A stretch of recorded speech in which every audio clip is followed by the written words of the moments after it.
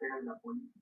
Nos damos cuenta, prácticamente surge en todo aquel espacio social que es sujeto del interés de la población.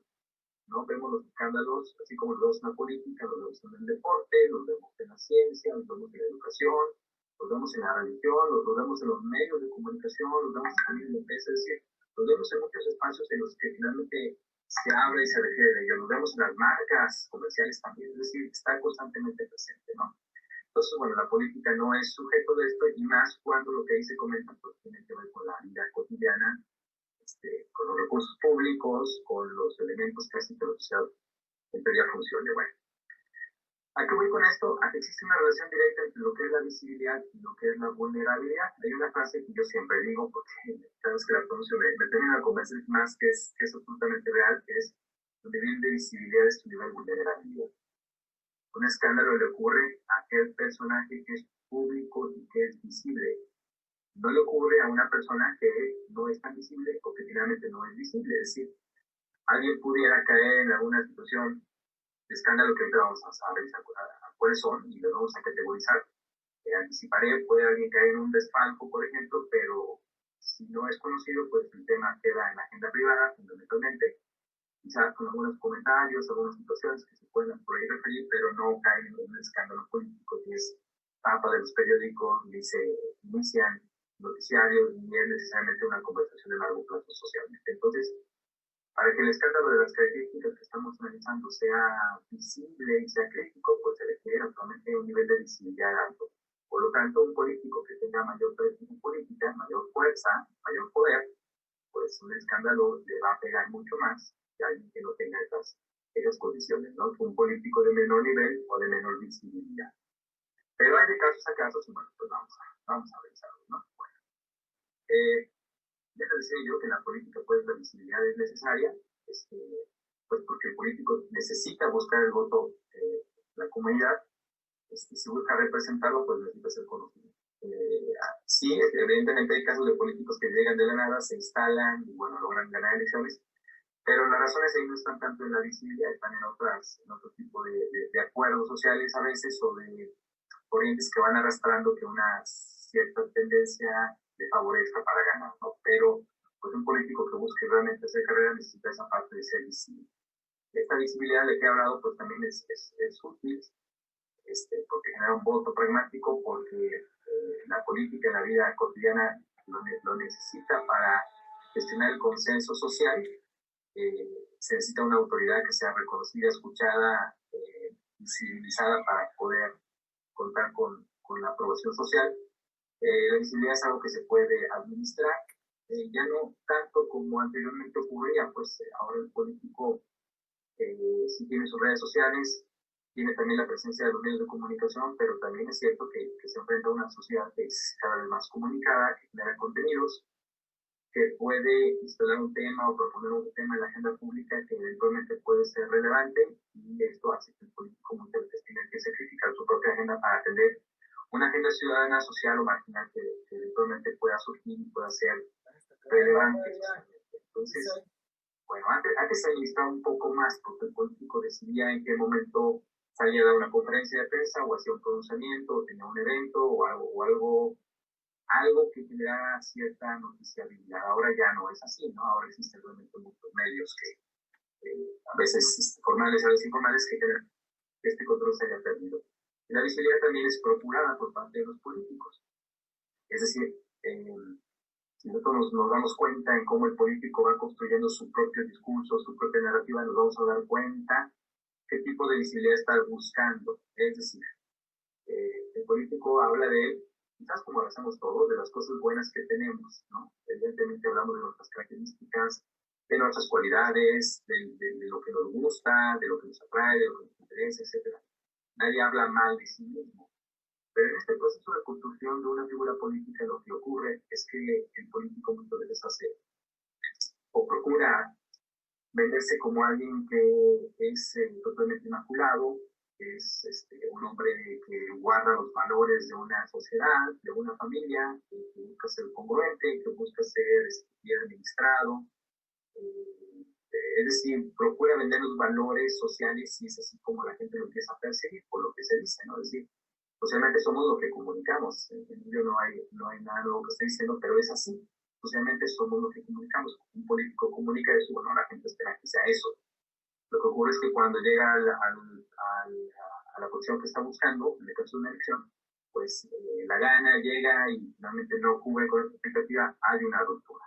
No es similar como cuando un político vende la disrupción desde el principio, ¿no? Como ha sido el caso de Donald Trump, por ejemplo, que siempre ha sido una figura antagónica, y pues quizás muchas de las expresiones, o Jair Bolsonaro, por ejemplo, también algunas de las expresiones que han tenido de los comportamientos públicos que han manifestado, no terminan tumbándolo ni terminan siendo escandalosos, aunque no sean necesariamente muy bien aceptados, porque siempre han sido así, es decir, la gente no espera que sean diferentes, si no son diferentes, son congruentes con la figura de disrupción que siempre han sido, y bueno, eso, y así fueron votados, así fueron aceptados, eso no genera un escándalo como tal, simplemente es un tema de congruencia, aunque al final del día algunos comportamientos puedan o no ser bien aceptados, ¿no? Y bueno, la visibilidad también es cierto que hoy está desbordada, porque vivimos en una era en la que hay una ferviente, ¿cómo le llama?, de carrera por estar produciendo contenidos constantemente. Entonces, bueno, el tema del tweet, de estar generando 20 tweets al día, que hay que lo hacen, o 2, o 3, o 1 diario, o 4, todo depende de las características del nivel político, pues también así que se sobreexponga. Y esta gran cantidad de comunicación, muchas veces desordenada, pues las posibilidades de equivocarse es tremenda, ¿no? Correcto. Bien. Hay una película que seguramente ustedes conocen muy bien, que es esta película de Batman, de la trilogía de Christopher Nolan, The Dark Knight, es esta película en la que sale el Guasón. Hay una escena, si ustedes recuerdan, espero que la hayan visto, si no la han visto, pues véanla, muy recomendable, en donde el Guasón está atrapado ya en la cárcel y tiene su primer encuentro con Batman. Y Batman le pregunta, oye, bueno, ¿por qué no entiendo tu personalidad? ¿Por qué me quieres matar? Y él dice, no, yo no te quiero matar. ¿Qué harías si no estuvieras tú? Tú me complementas. ¿A qué voy con esto del complemento entre Batman y el Guasón? A que en la política ocurre toda proporción guardada cuestiones similares, es decir, es posible valorar el día porque existe la noche, es posible saber que existe el frío porque existe el calor, ¿no? Es posible saber que algo está arriba porque tiene la referencia de lo que hay abajo, es decir, el contraste nos permite ubicarnos en el tiempo, pero también en las ideas. Y en la política es, pues, igual, ¿no? Hay quien es el bueno, hay quien es el malo, hay quien es de izquierda, por lo tanto, alguien más es de derecha, hay quien está a favor, hay quien está en contra, y estos, pues, polos opuestos hacen que generemos clasificaciones y ubiquemos en ese contexto de buenos y malos a los personajes. Es mucho lo que vemos en las campañas políticas que generalmente no hay consideraciones para el contrincante, sino es siempre estar contrastando entre lo bueno que yo hago contra lo malo que tú eres, ¿no? O viceversa, ¿no? Es decir, esa cuestión de estar yo tratando de posicionarme como un buen candidato implica posicionar al otro como alguien que no lo es. Y en ello, pues el escándalo tiene condiciones también para poder avanzar y para poder instalarse, pues como natural, es parte del espacio natural de todas las campañas políticas y de la vida política en lo general, aunque no esté en campaña, ¿no? Un escándalo, lo que ocurre, pues es que trastoca valores, digamos, socialmente identificamos algunos que podemos aceptarle a un político y otros que no. Es decir, en la mayor parte de las sociedades, pues la corrupción no es aceptable, ¿no? En otras sociedades, por ejemplo, pues un candidato que sea que no tenga una familia estable, que esté divorciado, no es aceptable. ¿No? En otras sociedades, pues un candidato que no tiene una preparación académica no es algo que guste mucho. Pero eso depende mucho de sociedades. Hay otras que son más tolerantes, hay otras que son menos. Estamos entrando en una época también de cada vez de menor intolerancia, pero es una intolerancia selectiva, no es como la que se vivió en el pasado. Es una intolerancia un poco más sanguinaria, así lo diría yo. Pero bueno, es decir, el escándalo ocurre cuando el político hace algo que la sociedad no está dispuesta a tolerar, ¿no? Y si esto contrasta con la visión que el candidato había procurado en sí mismo, pues genera ahí una crisis, como lo que hemos comentado, ¿no? Muy bien.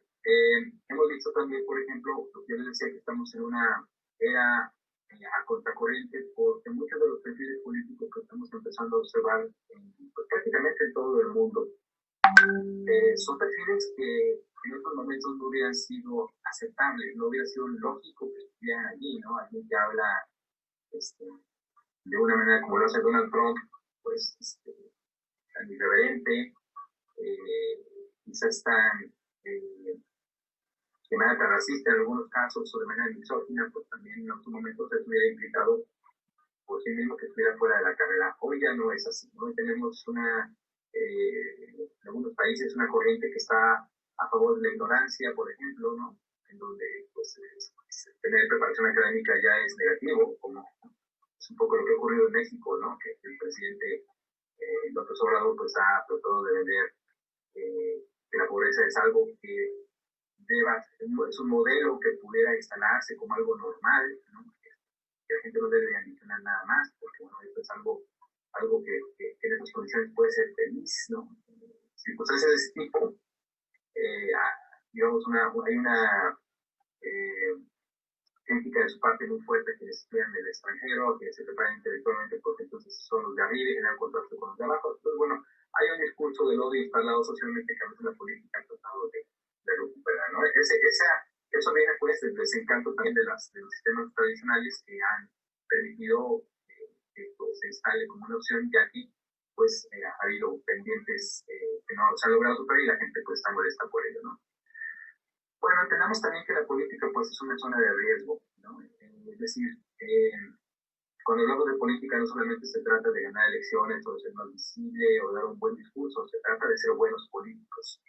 Y un buen político es el que entiende cuáles son los problemas que hay en una sociedad. Es decir, una sociedad, la política opera sobre problemas. Siempre se trabaja sobre los problemas sociales, problemas críticos, a veces en la violencia, a veces en la economía, otras veces temas en la educación, a veces son los desastres naturales, en otras ocasiones son conflictos de carácter social, a veces de justicia, en fin. Entonces estamos hablando de temas problemáticos todo el tiempo. El gobierno está para eso, para solucionar problemas sociales y despertar oportunidades. Pero si nos damos cuenta, pues la mayor parte de los gabinetes políticos y de las propuestas están hechas para resolver problemas, ¿no? Bueno, entendamos entonces que la política es una zona de riesgo. De suyo lo es porque hay problemas que no se pueden resolver tan fácilmente como los políticos lo plantean. Resolver el problema de la pobreza es muy complicado. Resolver el problema de la violencia también lo es. Los problemas de género, los niños de la calle, los temas de las adicciones, son problemas que están ahí y van a seguir estando todo un buen rato. No es tan fácil resolverlos. El problema es cuando el político llega con la promesa bajo el brazo de hacerlo, de resolverlos, de sacarlos adelante, que son circunstancias que ahora sí se van a resolver. Y que, bueno, pues quien tiene un poco de preparación académica y de conciencia social sabe que no va a ser tan fácil, que no va a ser así, sino que realmente se tiene que enfrentar a ciertas resistencias y a dificultades que posiblemente en el periodo gubernamental que le corresponda, pues no lo haga sacarlo adelante, ¿no? No estoy diciendo que no haya que compartir estas cuestiones, lo que estoy hablando es de la zona de riesgo que es la política, ¿no? Porque pues, siempre se está planteando sobre problemas y obtener resultados en eso siempre es muy, muy difícil, más cuando se le ha vendido a la gente pues, ciertas esperanzas y ciertas expectativas, porque le hemos dicho en nuestra campaña electoral que nosotros sí podemos hacerlo, no como nosotros, ¿no? Que con nosotros las cosas van a cambiar, que por fin va a haber una modificación histórica y que el país nunca está en mejores condiciones, como lo estará cuando nosotros concluyamos nuestra administración. Ese tipo de discursos, a final del día, se regresan como un boomerang, porque entonces vamos a terminar rompiendo la expectativa ciudadana. Bien, el contexto del pasado cuenta, es decir, cuando un político llega a la escena pública, a veces llega ya con un pasado que puede pesar. Puede ser alguna circunstancia que haya vivido durante la preparatoria, durante la universidad, algún conflicto de familia, puede tener un hermano incómodo, puede tener alguna circunstancia financiera no resuelta.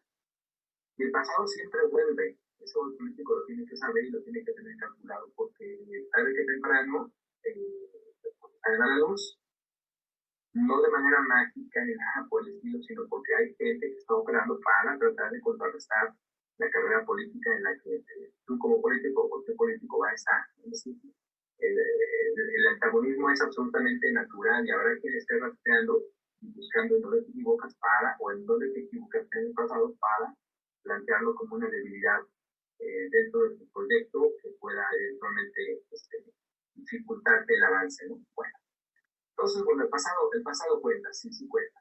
Hay que ignorarlo, no es buena idea ignorarlo, hay que enfrentarlo, hay que capitalizarlo, hay que ver cómo se trabaja, hay que entenderlo lo más profundo que se pueda para, entonces en la comunicación de campaña, saberlo manejar. Bueno, hay una prensa que está predispuesta. ¿Por qué está predispuesta la prensa? Bueno, yo les traía a colación el escándalo más emblemático que ha tenido la humanidad, que es el Watergate. El Watergate, que finalmente terminó por tumbar a Richard Nixon, consistió en un acto de espionaje que el partido republicano hizo hacia el partido demócrata. Estaban colocando micrófonos en el edificio de Watergate, fueron descubiertos, esta información se filtró a la prensa, al Washington Post. Hay dos periodistas muy emblemáticos, que es Woodward y Bernstein, que se encargaron de esa investigación, que les llevó muchos meses, mucho tiempo gestionar, estar obteniendo las evidencias, estar obteniendo los testimonios, las confirmaciones de la información que estaban teniendo, colocarla finalmente en la prensa de manera muy documentada y poner a Richard Nixon en medio de un proceso. No es que Richard Nixon haya operado directamente esa cuestión, pero el financiamiento venía de ahí. Y digamos, una mala construcción, una pésima defensa de su parte, pues generó que al final del día este escándalo lo tumbara de la administración y Richard Nixon haya quedado como un político pues gris, degradado, marcado precisamente por esta experiencia que no supo manejar, que no supo llevar, que sorprendió evidentemente porque el fenómeno del escándalo, que no era relativamente nuevo, sí en ese momento, pues el Watergate instaló una forma de cómo trabajaba la prensa. Es decir, el Watergate se ha convertido en la piedra roseta del escándalo. ¿Por qué es así? Pues porque determina cómo de un espacio o de una esfera, digamos, oculta, secreta, fluye la información a los medios de comunicación, cómo se maneja, cómo se construye la noticia, cómo se presenta. Y a los medios de comunicación se dieron cuenta que el escándalo pues prestigia. Es decir, la prensa está constantemente buscando el escándalo como una mercancía noticiosa que puede generarle credibilidad a medios de comunicación en contraste, nuevamente en contraste con lo que significa la política. Muchos medios de comunicación tradicionales se han definido como el medio de comunicación que sí exhibe a los políticos. O somos el medio de comunicación que sí habla con la verdad. Somos el medio que está en contra de los poderosos. Quizás estas discursivas también las he escuchado por allá en Bolivia y se han dado cuenta que el medio busca precisamente generar este contraste. Muchas veces, a veces lo logra, a veces no lo logra, pero la información que es crítica, que es complicada, que es polémica como esta, pues sí suele tener este tipo de circunstancias que la hagan difícil de aceptar y difícil de ver. Bueno, hoy ciertamente ya no tenemos medios de comunicación como antes. Hoy ya la noticia, el discurso político se ha venido modificando de una manera diferente. Pero el modelo de noticia que generó el Watergate a partir de entonces, a través de Washington Post, y que ha sido replicado por otros medios de comunicación, pues lo tenemos instalado de alguna forma al ciudadano, de tal manera que cuando posteamos en nuestras redes sociales, cuando generamos alguna información o algún comentario, tenemos en la conciencia colectiva la idea de que la noticia tiene que ser de alguna forma espectacular, o escandalosa, o crítica, o acusar a alguien, o descubrir algo. Entonces, bueno, ese chip quedó instalado de alguna manera. Bueno, hoy la política, pues, siempre está bajo sospecha. En los estudios que hemos hecho, que hemos visto, que seguramente ustedes también en Bolivia habrán vivido también, pues se dan cuenta que la política suele estar siempre bajo sospecha. Siempre está el halo un poco por ahí de que la política se teje con base en complicidades o se teje bajo circunstancias que terminan siendo sospechosas. Entonces todo político es sospechoso mientras no se le demuestre lo contrario, ¿no? Siempre existe el desgaste también hacia la política, pues porque hemos comentado. Y el poder, pues, es una esfera naturalmente del, es decir, es un espacio de decisión ambicionado, muy buscado, que siempre está, que entre otras cosas, pues está siendo retado constantemente. El poder es para desafiarlo. Una de las películas de los Avengers, precisamente mencionaban esta cuestión, ¿no? Decía, bueno, es que, ¿cuál es el objeto de que siempre el poder esté siendo tan buscado, tan ambicionado? Bueno, pues hay un desafío allí entre los que se sienten marginados y los que están en posiciones de poder.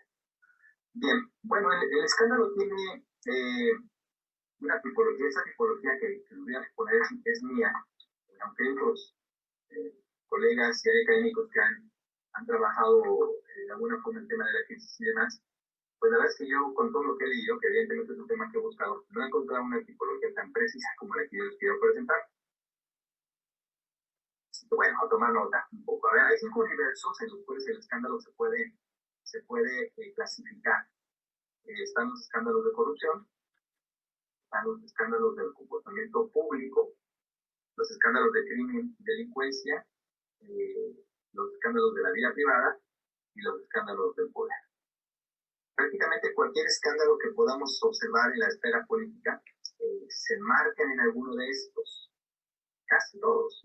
No he encontrado por ahí alguno que a lo mejor se escape. Podría haber por ahí alguna circunstancia que no esté yo observando en este modelo y que pueda tener allí una presencia, ¿no? Les explico cada uno de ellos porque saber clasificarlos en algún momento nos permite también calcular cuál es el área de riesgo y cuáles son las estrategias que se pueden utilizar para eventualmente salir adelante ante una circunstancia de ese tipo o cómo evitarlo, ¿no? Bueno, los escándalos de corrupción muy frecuentes en América Latina, y no solamente en América Latina, porque también lo hemos visto en países con mayor nivel de desarrollo y mayor nivel económico. La corrupción está presente en la política, no es una cuestión de países, es una cuestión cultural, es una cuestión que tiene que ver con la naturaleza humana y evidentemente pues con el margen ético de los personajes, ¿no? Y entre los escándalos de corrupción que pudiera mencionarles, que quizás podamos tener como muy presentes, pues el caso de Odebrecht es un escándalo que tenemos como muy claro porque sigue siendo parte de la relatoría o la narrativa política de nuestras naciones. Bueno, hay 12 países involucrados, ¿no? Es un escándalo que se fue tejiendo a lo largo de 20 años. Igualmente lo conocen o lo han escuchado, que tiene que ver pues con el pago de comisiones o de beneficios a políticos por asignar contratos en 12 países. Entonces, bueno, este escándalo se dio a conocer por una investigación que hizo el Departamento de Justicia de los Estados Unidos. No es un escándalo que haya surgido o que se haya detonado desde ninguno de los países en los que ocurrió esto. Fue fuera de esos países. En cada país ha tenido un manejo específico, muy particular y muy especial. Hay quienes han tumbado presidentes, hay quienes han ignorado totalmente lo que este escándalo ocurrió en sus propias naciones. Entonces, bueno, esto creo que pocos antecedentes sí los hay, pero hay pocos precedentes de escándalos que hayan llegado a este nivel de presencia. Pero los hay. Walmart, por ejemplo, Walmart, la tienda, también vivió hace unos años un escándalo fuerte por también cuestiones de corrupción. En algunos países en donde pues pagaba a funcionarios municipales pues por los permisos, las autorizaciones para que pudieran establecer sus tiendas. Pero bueno, a esos son como escándalos mucho más abiertos, más amplios, de mayor alcance, ¿no? El caso de Fitonovo, este escándalo en España, muy al estilo de Brecht, aunque focalizado en España, pues también se refirió de sobornos a funcionarios en ayuntamientos, en legislaturas, en gobiernos, en donde pues también a contraprestación del contrato pues se otorgaban coimas, ¿no? En México el tema de los videoescándalos, este escándalo ocurrió entre 2004 y 2005. Hoy presidente de México, Andrés Manuel López Obrador, recientemente tuvo otra racha de escándalos en donde se veía pues algo que me parece que ya quedó muy instalado, que es el financiamiento que tuvo por parte de empresarios o por parte de gobiernos por debajo de la mesa para financiar sus movimientos. Estos escándalos del 2004-2005 fueron 26 evidencias en video que se iban a conocer a través de los medios de comunicación. Claro, había una intencionalidad política de parar su avance democrático, y eso fue parte del juego, porque él buscó en su momento, esto lo vamos a platicar un poco más adelante cuando hablemos de las estrategias de contención y manejo de escándalos, él buscó en su momento hacer ver que se trataba de un complot para que él no llegara a la presidencia de la República en el 2006, que fue la elección. Dijo, lo que pasa es que me quieren detener. Entonces, bueno, lo que hizo él ahí fue tratar de cambiar el foco a que esto se trataba de un complot y no de corrupción. Pero bueno, los sectores críticos tomaron la evidencia de estos 26 videos como de una cuestión para exhibir que la honestidad valiente que él presumía a través de su eslogan, pues no era tal, ¿no? Bueno, hoy regresa el tema nuevamente con él, pero con nuevos videos que tienen que ver, pues, y implica a nuestros hermanos también recibiendo sobornos.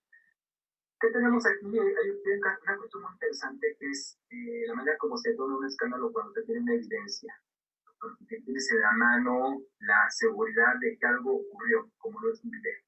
A veces son contratos, a veces son cuentas del banco, a veces son fotografías, es decir, un escándalo impacta más cuando tienes una evidencia de estas características que es un video, ¿no? Eso pues activa otros elementos emocionales en la gente, porque además si suscribe el tema del escándalo, pues en esta era de la visibilidad y de los medios que se están involucrados. El escándalo de comportamiento político. Aquí lo que ocurre es que el político se va de largo con sus formas, con sus procesos, con sus ideas externas, con sus opiniones públicas, con su uso de palabras, con su discursiva. No es tan grave, digamos, es grave, depende del caso, por supuesto, no puedo decir que no es grave, por ejemplo, hay expresiones de misoginia, pero quizás no lo lleven a la cárcel, sino que tengan un tipo de recriminación más de carácter moral que de carácter legal. La gravedad es en diferentes categorías, pero bueno, desde luego que lo es, ¿no? En ciertos casos más, en otros menos.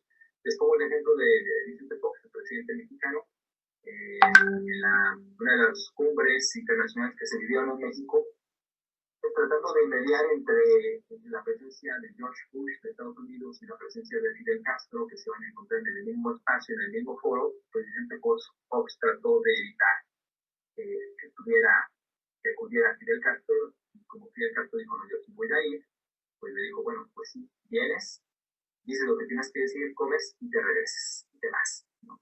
Lo que él quería evitarle a George Bush, pues el mal momento de encontrarse con Fidel Castro, y que eso pudiese generar alguna cuestión. Bueno, Castro, viejo lobo de mal como lo era, pues grabó la conversación y le exigió para hacer ver a Vicente Fox como pues, un presidente que estaba operando en favor de los intereses de George Bush en ese momento, ¿no?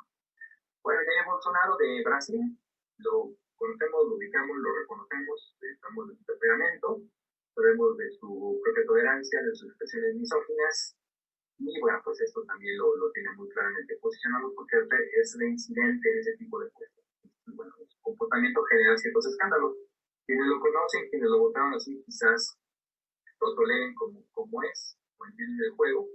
Quienes no, pues bueno, siempre es algo que en una sociedad como la que estamos viviendo ahora, cada vez pues está más consciente de sus derechos y de la importancia de procurar equidad de género en todos los sentidos, incluyendo la parte discursiva, pues entienden que esto no es algo que pueda ser tolerable. Ingrid Betancourt, en Colombia, esta mujer que fue candidata a presidenta de Colombia, pues fue secuestrada, puedo recordar, hacia el 2008, por parte de la FARC. 2004, 2008 fue cuando permaneció ella secuestrada. Es liberada por la administración de Álvaro Uribe, por el ejército colombiano, y finalmente, bueno, pues digamos, sus 4 años de cautiverio que ella estuvo, pues se construyó una opinión pública que de alguna forma le generó atributos positivos al hacerla ver como una víctima de la violencia del país, naturalmente, la puso evidentemente en el foco internacional como alguien promotora de la paz o promotora de los acuerdos, finalmente había caído en esas circunstancias, ¿no? Cuando ella es rescatada, había mucha expectativa, naturalmente, porque no tenía la certeza de que esto iba a ocurrir, pero hubo una circunstancia, un error que ella cometió, porque ella trató de escribirse a una política que pues el Estado estaba trabajando, Colombia estaba trabajando, que era indemnizar finalmente a quienes hubiesen sido perjudicados por las Fuerzas Armadas Revolucionarias, por la FARC. Entonces existía un programa para ello que ella trató de escribirse, pero eso implicaba pues que se llegara de $4 billones aproximadamente, ¿no? Como una indemnización y digamos el que ella rompiera con esa imagen de ser quizás una mártir de la violencia, de la paz, y le pusiera un interés de carácter económico, pues sí, le afectó. Desde luego que le afectó, le tocó mucho de esa imagen que ella había creado, de sensibilidad social, y la puso en un esquema crítico de interés económico y de tratar de capitalizar una circunstancia política. Entonces, bueno, eso manchó su paso a la historia, pues sí, desde luego que sí, y pues la hizo ver con una visión crítica, ¿no? Otros escándalos de otra categoría, pues están escándalos de crimen y delincuencia. Estamos hablando, pues sí, de circunstancias muy críticas, difíciles, porque estamos hablando, pues ya de mala intención. A veces estamos hablando sí de sangre y de circunstancias de este tipo que, pues, que se generan en la esfera del poder. Todo lo que estamos hablando de escándalos en la esfera del poder. Crímenes de delincuencia, bueno, Antonio Noriega es un caso ya, pues, ya pasado, un poco viejo el tema, pero muy presente en el feeling latinoamericano, pues por el tipo de dictador que fue, el uso de la fuerza, de la violencia, del narcotráfico, y que, bueno, pues, como sabemos la historia, pues, fue detenido y fue procesado, y bueno, conocemos esa historia de Antonio Noriega, que bueno, fue cuando se empezó a saber o a difundir más que saber, porque es diferente cuando se sabe o cuando se difunde, pero bueno, el tipo de gobierno o de régimen que había tenido, ¿no? En el caso de Argentina, pues hay un caso muy sonado que es Nisman, el caso Nisman. Este caso afectó a Cristina Fernández de Kirchner, fundamentalmente porque es el fiscal que apareció muerto en su departamento con un balazo en la cabeza, ¿no? ¿Dónde está el vínculo con Cristina? Bueno, en el hecho de que él había acusado a ella, la había puesto bajo sospecha de estar a favor de funcionarios iraníes que tienen sospechas de haber ordenado el ataque terrorista al centro judío Amia, un ataque terrorista, y bueno, aparentemente se tenía esa investigación ahí, muere el fiscal, de esta forma están sospechosa y Cristina Fernández es puesta como la primera sospechosa de esta circunstancia, ¿no?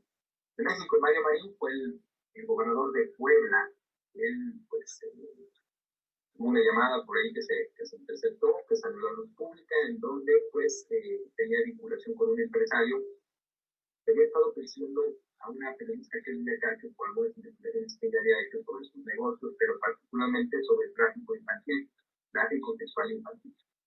Y esa relación y esa amistad de este gobernador, Mario Marín, con él, pues terminó perjudicándolo socialmente, políticamente, y tratando de hacerlo ver que, bueno, estaba haciendo uso de sus influencias y de su poder para proteger a esta empresa. Entonces, bueno, se le vinculó, además de ahí, una expresión un poco extraña que tuvo el empresario con el gobernador, que hacía ver como que le facilitaba que pudiera abusar de una menor. Una cuestión así que un poco extraña la conversación, pero el sentido iba hacia allá, ¿no?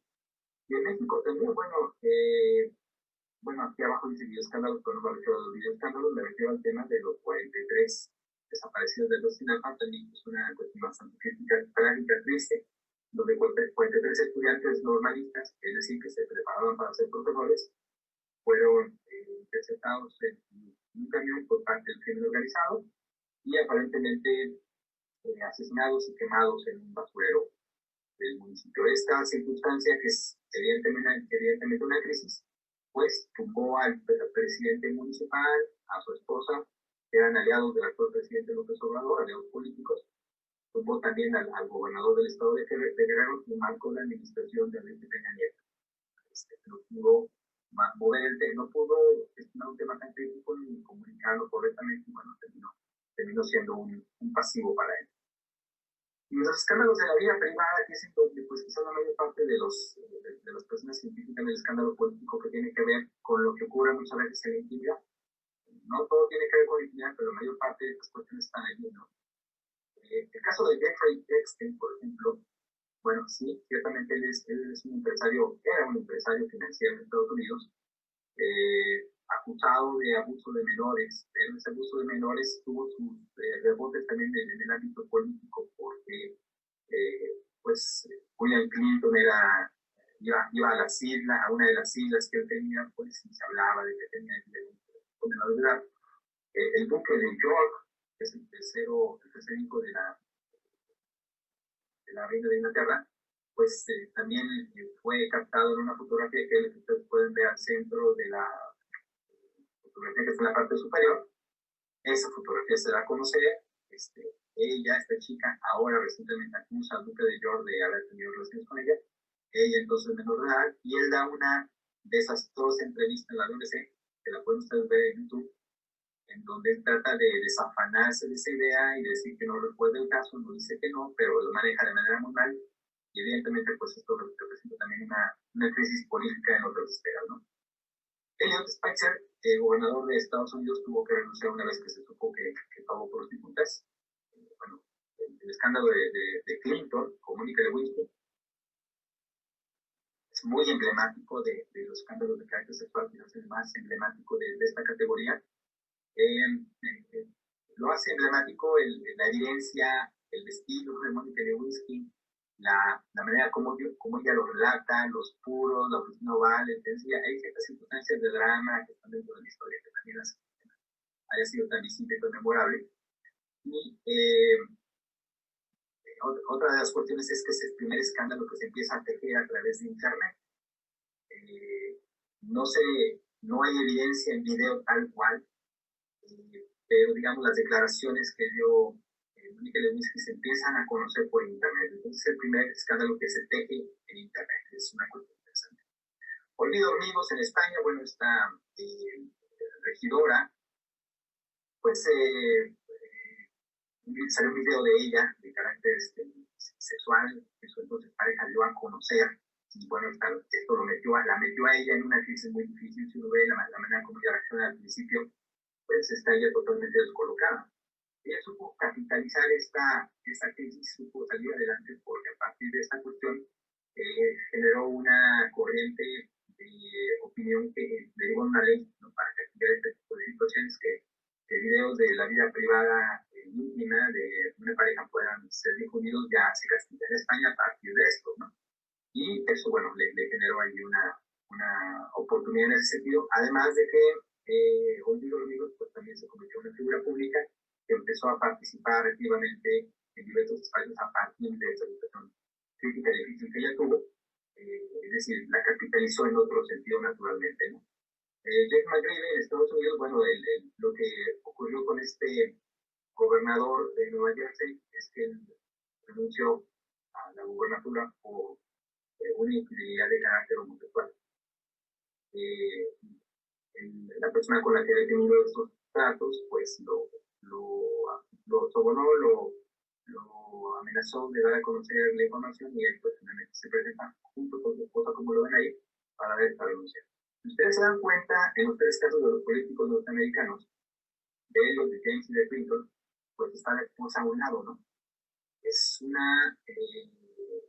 esta manera de dar la cara ante los medios de comunicación por parte de quienes han tenido un escándalo de carácter sexual, pues se constituyó en un modelo impuesto por los Clinton, realmente, y a partir de entonces, pues, los escándalos que han surgido, no solamente en estos tres que he mencionado, sino otros más, pues tienen a un lado a la esposa, ¿no? Es una manera curiosa de hacer frente. Es evidentemente una estrategia de decir, bueno, acepto o no acepto estas circunstancias y cuento con el apoyo de la pareja, ¿no? En fin, hay casos, pero bueno, o sea, se ha instituido como un modelo a seguir, ¿no? Están los escándalos de poder, ¿no? Los escándalos de poder, bueno, yo les hablaba del caso de Watergate, ¿no? Que es donde se operan circunstancias para que al final del día el poder sea lo que prevalezca y se conserva el poder o se afecte una figura de poder. También estos son frecuentes. Aquí no es tanto el foco en el dinero, no es tanto el foco en el comportamiento privado o en las expresiones. El tema tiene que ver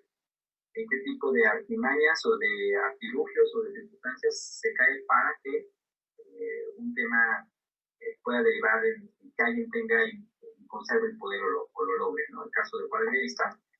República Dominicana, toda proporción guardada, porque es una circunstancia que tiene otros efectos, pero las elecciones municipales que fueron suspendidas hace algunos meses por problemas con el equipo electrónico, pues también dejó en serias dudas pues a la autoridad electoral de República Dominicana y bajo sospechas de haber operado un fraude de carácter electoral.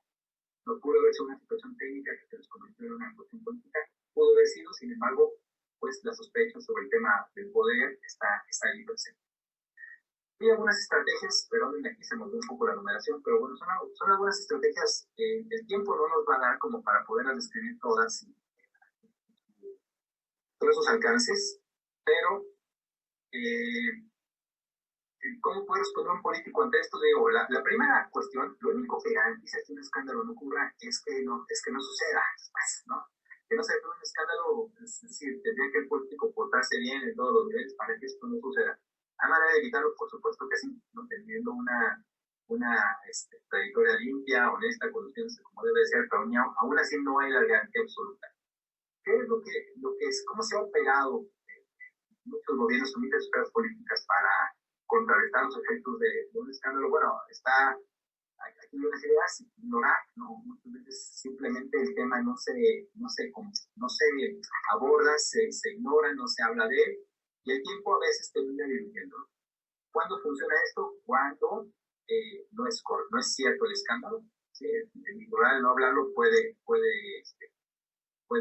debilitar un rumor y evidentemente diluirlo.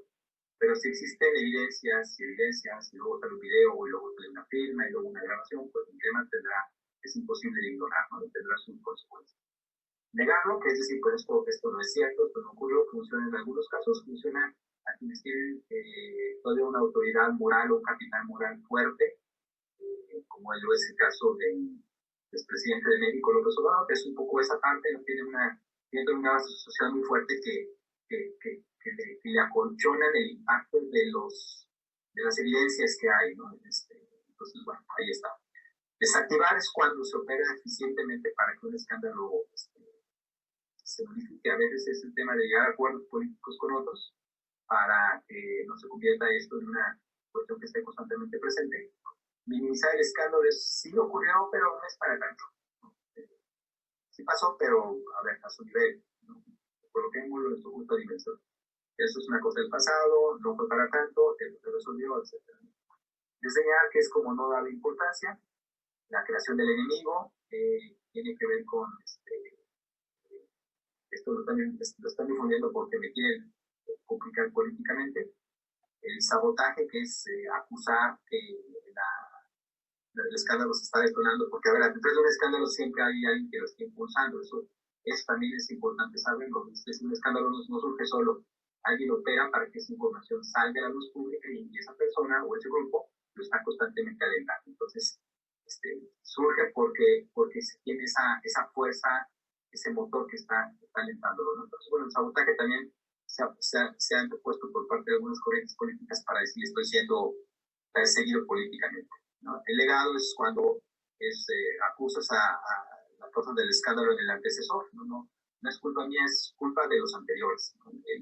El anterior nos dejó este desastre, no se administró bien, era una bomba de tiempo, en fin. La distracción, que es cuando el tema se antepone otro tema para darle mayor relevancia a ese tema y que se pueda rebajarse. Diluir el tema también es otra opción, ahogar ese tema en una gran cantidad de temas, desplazar el tema a través de otro que pueda tener mayor fuerza. Confundir esto ocurre muchas veces en temas técnicos, administrativos de política densa, en donde el ciudadano no entiende con facilidad en dónde está el eje del escándalo, con muchas veces lo deja. Para que el escándalo ocurra socialmente tiene que haber cierto incendio en las conciencias de personas. Eso es necesario. Sustituir un tema por otro, distanciarse del tema, pues también son estrategias tácticas que se han planteado. Trivializar es el uso del humor para ciertos temas, de bajarles el nivel. No funciona en todos lados, no es una estrategia para todos los políticos, no a todos les funciona, no a todos les da el humor, pero bueno, se ha utilizado. Distender también implica la operación política para que no exista un clima de linchamiento. La cacería se centra en quién fue el que filtró la información. No es tanto es decir, es no fijarse tanto en el problema, sino buscar el mensajero, ¿no? Y la estrategia se centra más en eso, quién fue el soplón, quién investigó, quién articuló el informe, etc. Temas como el incógnito de yo no fui, el tema de la colisión cuando finalmente se decide enfrentar directamente la cuestión y irse de frente directamente contra el adversario. El propósito perverso, que es cuando se acusa a quienes están acusando de tener un propósito más allá de que no tiene que ver con la verdad ni con tener claridad, sino de estar buscando como la parte antagonista. La aceptación, que es cuando alguien dice ciertamente esto ocurrió, lo acepto, asumo las consecuencias. Justificación, se acepta y se justifica o se trata de justificar por qué. La reparación, que es cuando, pues, no sé, alguien tiene incurrido, por ejemplo, en un caso de sustracción de bienes, de robo, de estado, pues regresa el recurso, que la verdad es que se dificulta encontrar casos así, ¿no? El castigo, que es pues cuando alguien finalmente va a la cárcel, es destituido, pierde el poder, pierde la carrera política, y de esto hay mucho. La resistencia es cuando alguien dice, no me voy a bajar de mi posición, y me voy a quedar aquí pese a las consecuencias que esto pueda tener, que es un tema de resistencia. Muy bien. El propósito del escándalo, bueno, hay tres propósitos que yo observo que ha tenido. Una parte tiene que ver como un mecanismo para desafiar el poder que la oposición puede estar utilizando de manera incluso muy justificada para estar desafiando el poder y hacer ver que ese modelo político pues no funciona y es un modelo que hay que descartar. Entonces esto es un elemento, ¿no? Otro tiene que ver con que pues al final del día los escándalos, aunque suenen muy caóticos y críticos, realmente a veces son necesarios porque son como los anticuerpos sociales que permiten rechazar ciertos comportamientos que no deberían existir en la política. Nadie quiere un escándalo, pero es mejor que ocurra un escándalo a que no ocurra desde la perspectiva social, porque eso exhibe y hace ver que hay cuestiones que la sociedad no está dispuesta a soportar y va a rechazar.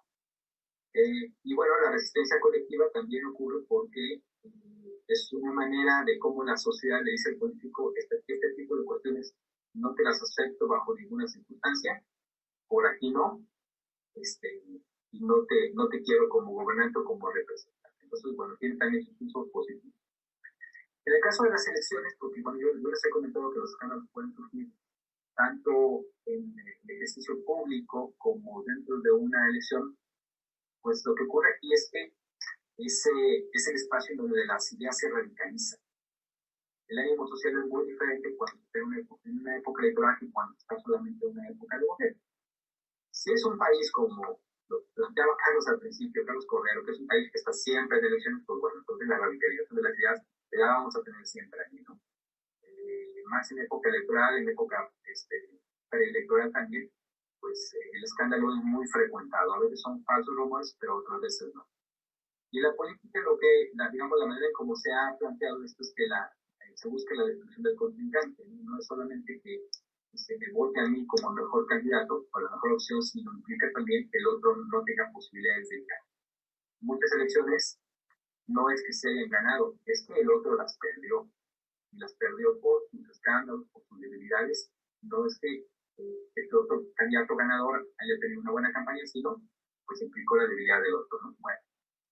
Lo que les comentaba también, la sospecha permanente en la política. Hay muchas razones de fondo por las cuales la gente hoy no confía en los políticos. Es diferente decir que no confía a que no participa. Hay que tener esta diferenciación muy clara porque creo que la gente sigue participando. La gente sigue teniendo ganas de creer en alguien.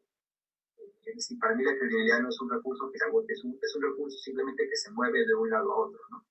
no lo tengo yo, pero lo tiene fulano de tal, no lo tiene fulano de tal, pero lo tiene otro personaje, ¿no? O lo tiene la esperanza, o está por ahí guardado, ¿no? La confianza es algo que se puede trabajar políticamente también.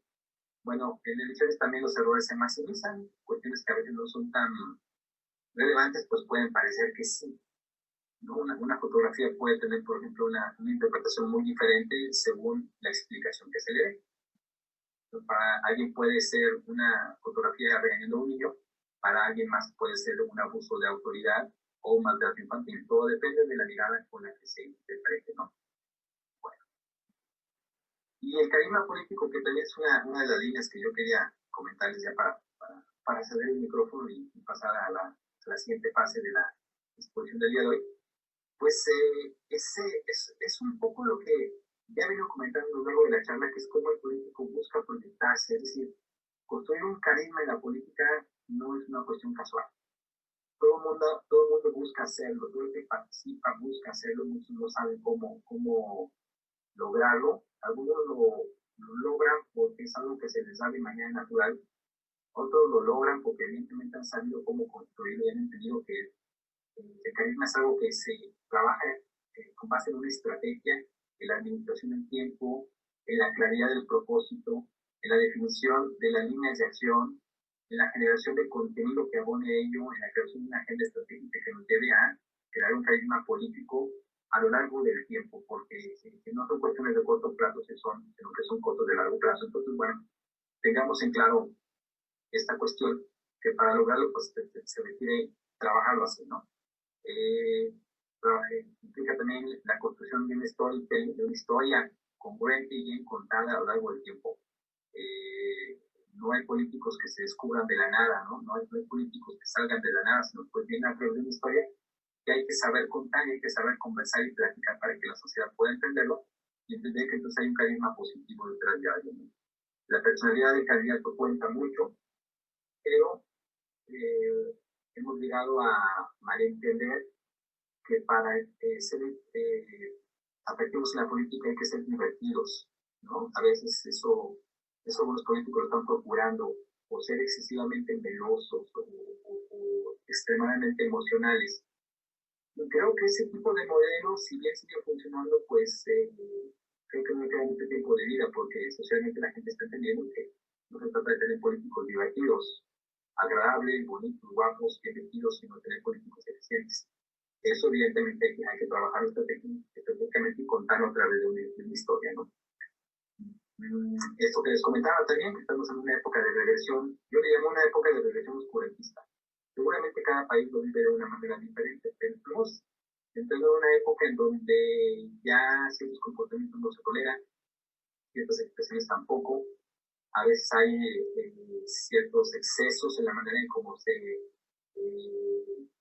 valoran los comentarios de las personas. Siempre que hay un planteamiento de un político en redes sociales hay también una andanada de haters que tratan de desmontarlo, tratan de atacarlo. Y esto implica también entender que las reglas de juego se dan en el filo de la tolerancia. Hay que tener hígado y hay que tener paciencia y cerebro para entenderlo así. Y estamos en una época en que la actitud empieza a importar un poco más que la propuesta. Es decir, no es que no tengamos políticos que puedan proponer cosas positivas, claro que los tenemos, pero también la manera de hacerlo, pues impacta mucho en la manera de venderlo, ¿no? El político comunica con toda su historia, comunica con todo lo que él ha significado a lo largo del tiempo, comunica con sus actitudes, con sus puntos de vista. Entonces, bueno, es parte de lo que conforma esta era en la que estamos actualmente, que bueno, tiene que ver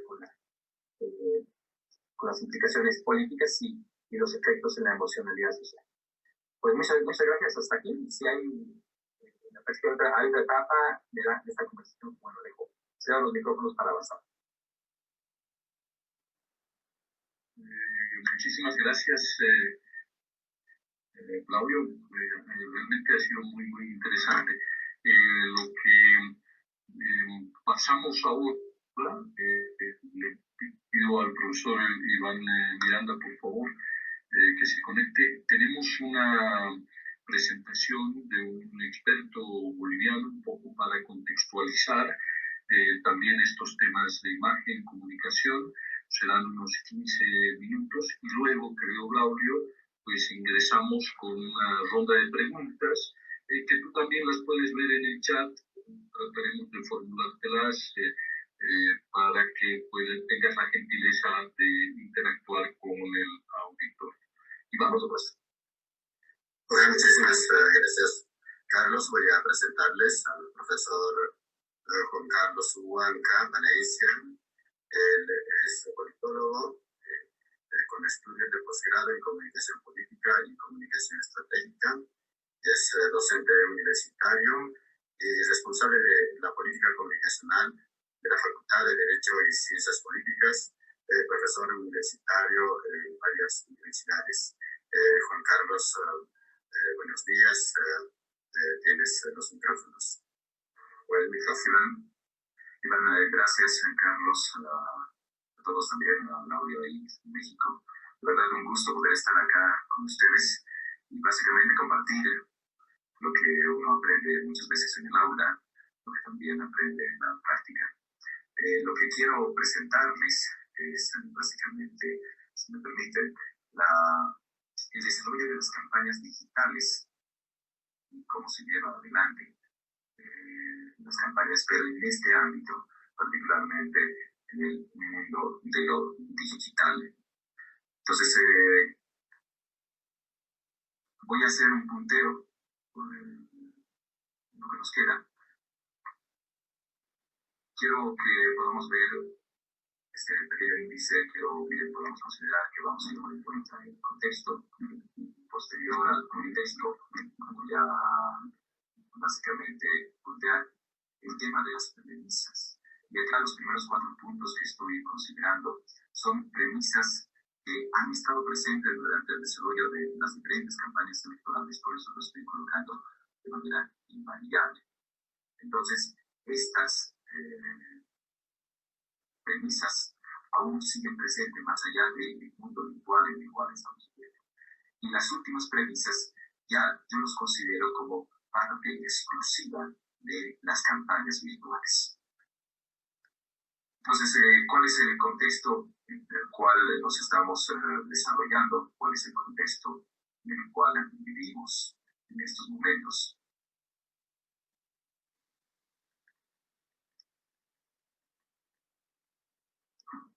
Hace muchos años, con referencia a los medios masivos de comunicación, y básicamente lejos está el electorado,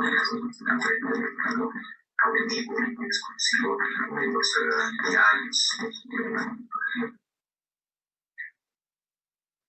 de la radio, la televisión.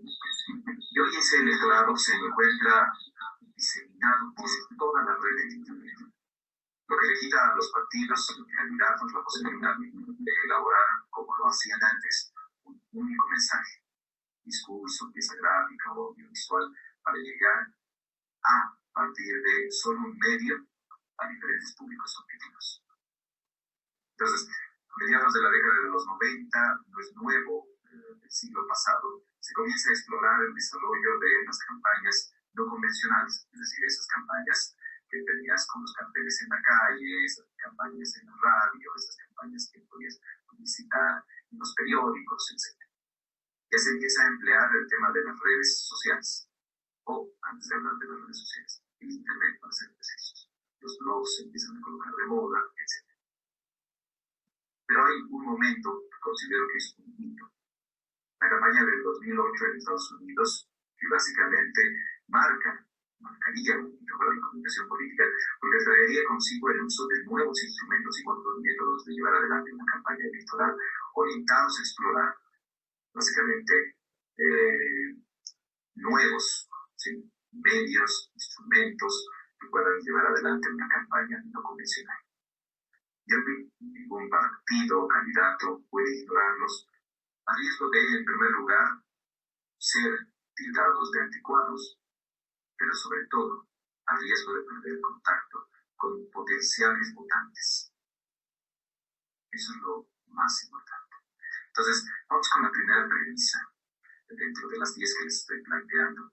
Las primeras 4 que las considero que son aquellas premisas que no tienen variabilidad, que básicamente han estado presentes a lo largo de la historia de las campañas electorales y hoy aún continúan presentes. El tema de la premisa de que ninguna campaña es igual a otra. Son muchos los factores que influyen en una campaña. Si bien muchas de ellas pueden ser consideradas parecidas, todas en esencia son diferentes. Todas en esencia son diferentes. Y en 1810 quiero colocarles esta referencia al fondo que en este momento les estoy mostrando. Es una fotografía de Napoleón Bonaparte.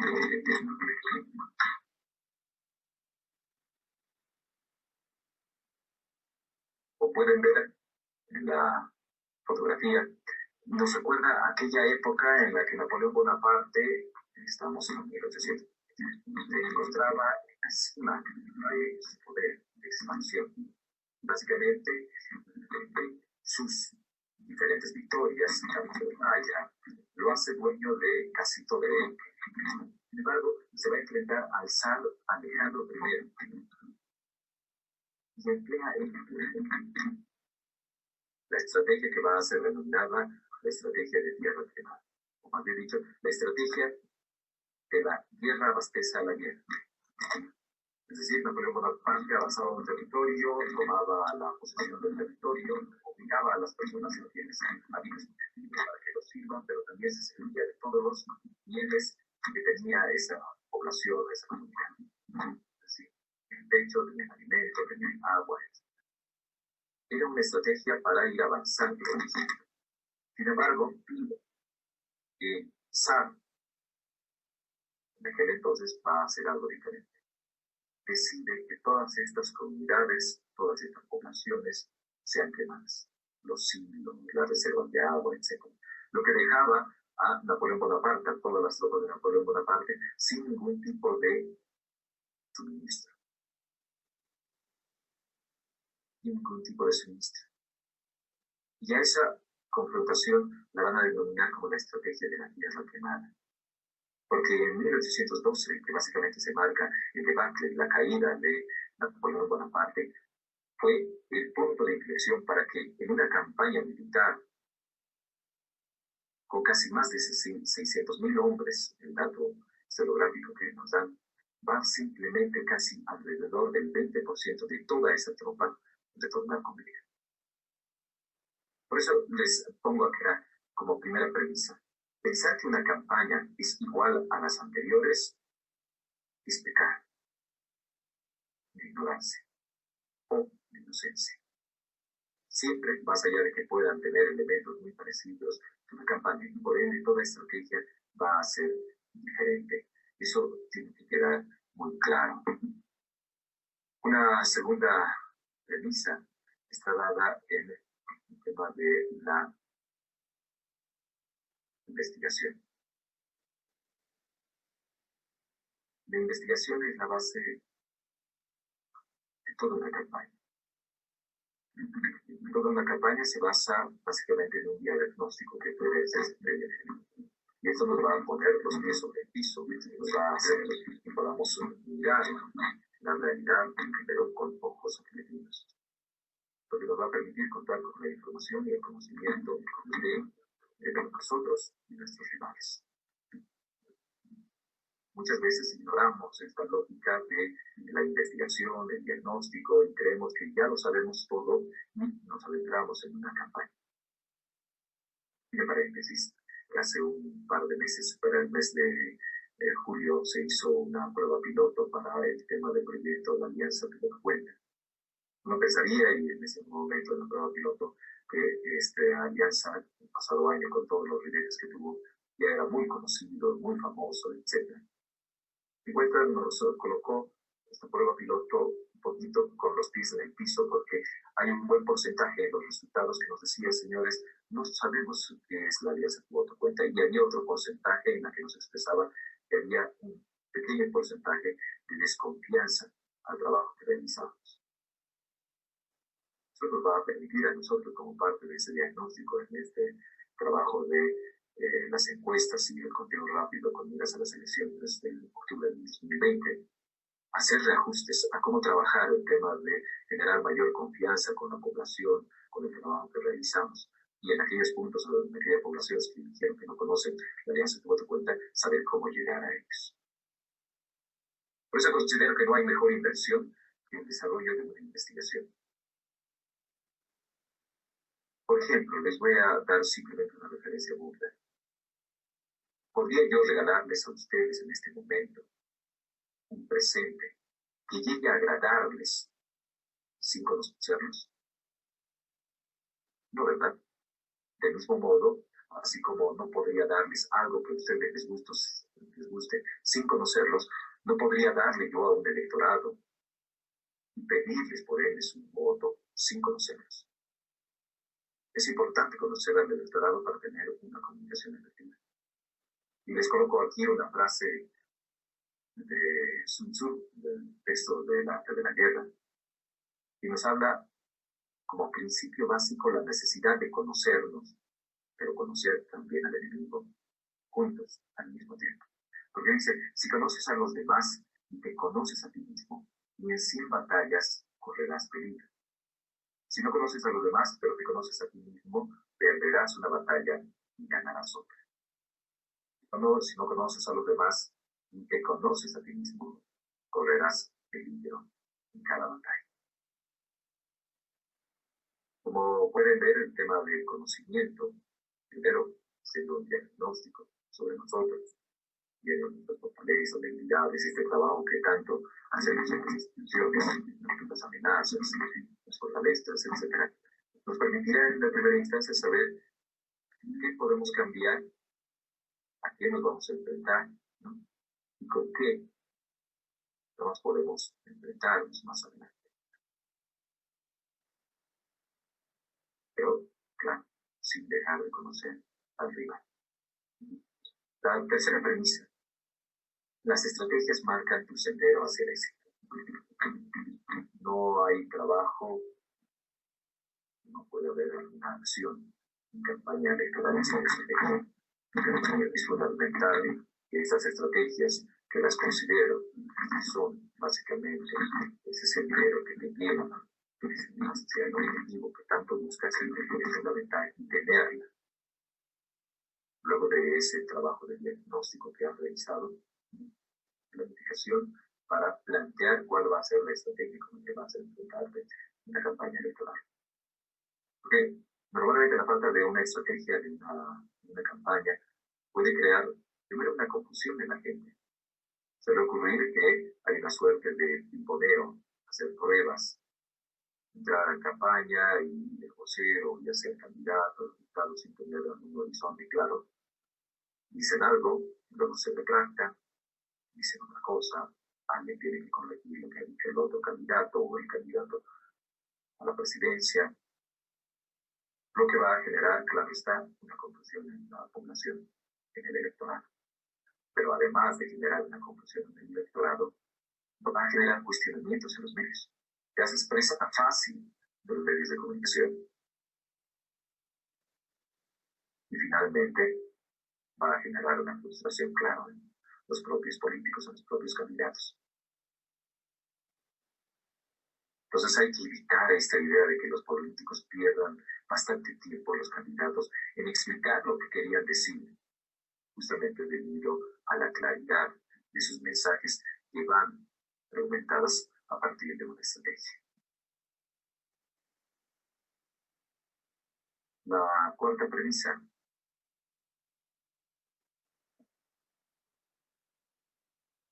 la imagen puede serlo todo.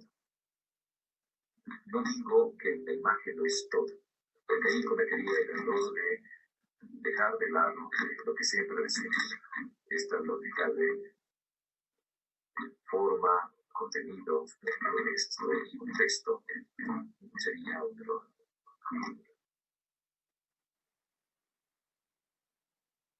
Digo que la imagen lo puede ser todo porque es lo primero que debemos trabajar en la medida de lo que vamos a plantearle al electorado luego de ya tener un plan, todo el trabajo previamente elaborado. ¿Por qué la imagen es importante? Porque se hace mención de que las imágenes nos dan más información que las propias palabras, ¿no? Este viejo dicho tan trillado, ¿no? Una imagen vale más que 1000 palabras. ¿Por qué se lo dicen? Porque nos generan menos duda. Y por lo tanto, son lo que recordamos mucho mejor. Siempre se dice que el corazón de la campaña es el candidato, pero no hay que olvidar que el corazón del candidato es su imagen. ¿De qué sirve que el candidato, como se hace mención, sea honesto, si de verdad no vamos a plantear una imagen de este candidato que es honesto? ¿De qué nos sirve de que este candidato realmente es incorruptible si no vamos a reflejar esa imagen de ser incorruptible? Porque como tengo el extracto que ustedes pueden leer de Maquiavelo, dice, los hombres en general juzgan más por los ojos que por las manos, ya que a todos les es dado ver, pero para pocos. Cada uno ve lo que parece, pero pocos palpan lo que es. Y acá un poco, entre paréntesis, coloco este criterio de el voto si es racional o es emocional. Se ha revertido tanto en ustedes mismos por la experiencia, porque todos ustedes fueron en algún momento votantes, saben que es emocional. ¿Cuántos de nosotros, antes de ir a votar, realmente ha hecho el ejercicio de leer todos los planes de los candidatos y se ha puesto a poner sobre una suerte de balance y decir, este es el candidato, este es el mejor? No, nos lleva a esta suerte de emocionalidad, de adherencia a un candidato porque nos gusta o de inadversión, de rechazo. No voy a votar por este porque me gusta. Y por eso coloco que la imagen lo puede ser, es decir, lo coloco en esa condicionante porque tendrá que trabajarse esta idea de cómo tú reflejas esas ideas fuerza que se ha trabajado durante tu planificación y durante el planteamiento de tus estrategias para vender a un candidato incorruptible, transparente, y por lo tanto sabes que la población eso es lo que va a cantar, esa imagen que tú quieres brindarles, que tú quieres darles.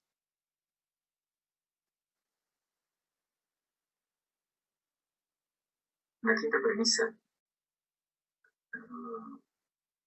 la disrupción es inevitable. Y acá ya entro un poco a la parte de lo que hoy estamos viviendo en este mundo del virtual.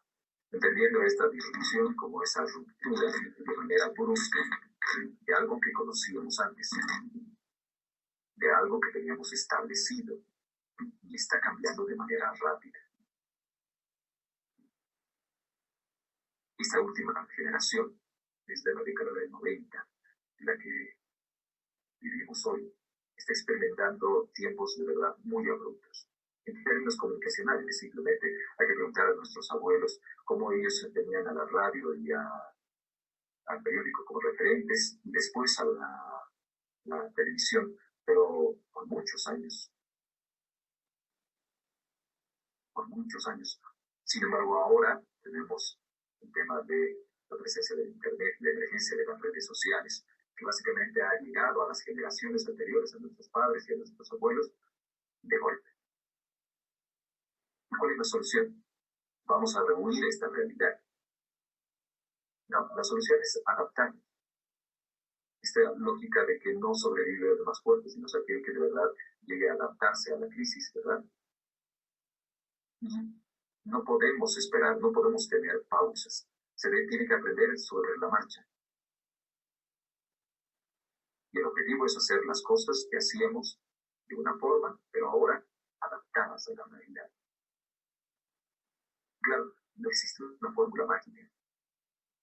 No existe una fórmula mágica. Pero existe la posibilidad. Tenemos 3 minutos. En términos de una campaña electoral es el genio, ¿no? Todos lo han ratificado en este curso y yo le coloco nuevamente el sello de ratificación de que las mejores ideas de una campaña para el diseño de un video, de un arte, de un eslogan, y lo voy a experimentar, no surge de mi genialidad, surge del trabajo de un equipo. Porque muchas veces podemos estar con una idea sesgada. Imagina que a mí me gusta el color rojo, pero a la población el color rojo les causa inadversión. Pero bajo mi criterio yo creo que les va a gustar porque genera impacto, es un color aguerrido, etc. No. Lo que sí va a generar impacto es lo que realmente la población quiere. Lo que podamos sacar de ese escuchar. Muchas veces trabajamos por diseñar caminos, ¿no? Pero lo que de verdad tendríamos que hacer es primero escuchar para después recién diseñar el camino de manera conjunta para que todos se vayan sumando. No puedes decirles a los demás, ven por aquí, no, este es el camino que yo he hecho. O claro, por la connotación de que el experto, quien está detrás de todo este trabajo, es el que va a orientar. Pero con la idea básica de que el conocimiento, las ideas que se vayan a gestar es un trabajo colectivo, es un trabajo conjunto. Una sexta premisa presente en este mundo de lo virtual, de las campañas digitales. Menos es más. Un error que suele cometerse y ustedes hagan el ejercicio de ver una serie de publicaciones en Internet es creer que, por ejemplo, Facebook es un espacio de réplica de los medios convencionales. Citarles el periódico. En el periódico tú hacías una publicación, y claro, por el costo y porque sabías que tenía que salir un domingo y tenía que llegar a la mayor cantidad de la población, sean estos niños, jóvenes o adultos. Por eso les decía al inicio que esta realidad nos marca el reto de segmentar los públicos. Actualmente, vemos que ese mismo arte que uno publicaba en el periódico, donde colocabas los logotipos en la parte superior, el texto de descripción, el título, el texto de descripción, la imagen, la dirección, el tema del contacto, todo tenías que meter, claro. Era la única oportunidad en términos de costo para que realmente la gente se entere. Por ahí no tenías otra oportunidad para que lean el periódico. Todo tenías que meter. Y muchas veces se realizan este tipo de artes en Facebook. Llenas todo lo que generas al final un ruido comunicacional. No sabes qué leer, no sabes qué es lo que te llama la atención. Porque el ejercicio en este mundo de lo digital, todos sabemos cómo opera nuestra mano, es la del dedo, ¿verdad? El desplazar hacia arriba. Vas desplazando. En la medida que tu vista capte la imagen más atractiva, se maneja la lógica del 80-20 o del 70-30 para efectos de pago, por ejemplo, en Facebook. Pero el rango es de que el 70-80% tiene que ser más imagen y el resto del porcentaje tiene que ser texto. Tiene que ser texto. Y acá se juega, a partir de este menos es más, la lógica de la pesca. Carlos, estimado Juan Carlos. Sí, Iván. Tenemos que ya cerrar porque tenemos luego las interacciones con ustedes y los participantes, por favor. Sí. 2 minutos, por favor, cierra. Sí. Entonces, es importante que cuando ustedes hagan alguna publicación, cuando hagan algo en las redes sociales, primero definan el tema de su arte, que básicamente va a permitirles post-video, con más imágenes y menos palabras, recién ver a qué público están apuntando. Y este público al que ustedes vayan a apuntar pueda recién interesarse con un enlace que ustedes puedan generar para mayor información. Y después de que ustedes hayan logrado un primer contacto con esa persona que realmente imaginen, de 100, no los 100 van a estar interesados en la publicación que ustedes vayan a realizar. Normalmente siempre se habla de la relación 1-10. De 10, uno va a estar interesado. Entonces, a esa persona es a quien tienes que proporcionarle toda la información porque es el potencial sujeto que te va a comprar el producto, o en este caso, tu potencial votante. A él tienes que llegar bajo el criterio personalizado de una campaña, el tú a tú.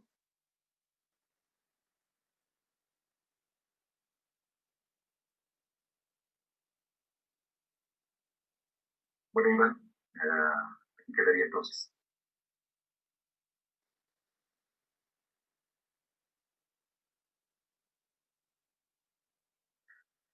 Muchísimas gracias, Juan Carlos, por tu exposición. Y ahora pasaremos a la siguiente fase, por favor, de las interacciones que forman parte de la dinámica de este curso. Hay varias consultas. Yo quiero, por favor, dejarle a Carlos Cordero que pueda interactuar con el profesor Braulio González. Muchísimas gracias, Iván, querido Braulio. Lo que más bien te quiero pedir es, seguramente tú has tenido tiempo para ir viendo las preguntas. Yo creo que tenemos unos 15 minutos más. Te rogaría que en estos 15 minutos tú pudieras, con las preguntas que has podido ver en el chat, seguramente terminar de redondear o responder a las interrogantes que están planteadas en el chat. Si no has podido ver las preguntas, pues yo te las formulo. ¿Qué dice el Braulio? No hay problema, yo le formulo, no hay problema. Braulio también lo vio, pero me parece, ¿no? Hay una pregunta que está latente en varios de los chats donde, por ejemplo, se habla de la moralidad, la moral y la política. ¿Cómo tú ves estas categorías que forman parte del debate del campo político?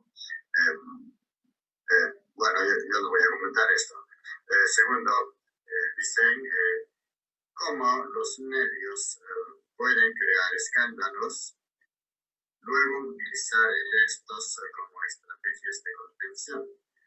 Esto se puede ver en los candidatos de Bolivia. Hay algunas otras que tienen que ver con la estrategia de la guerra sucia. Podremos empezar por estas tres ideas que están ahí, que tú lo leíste también. Sí, cómo no, muchas gracias, Iván.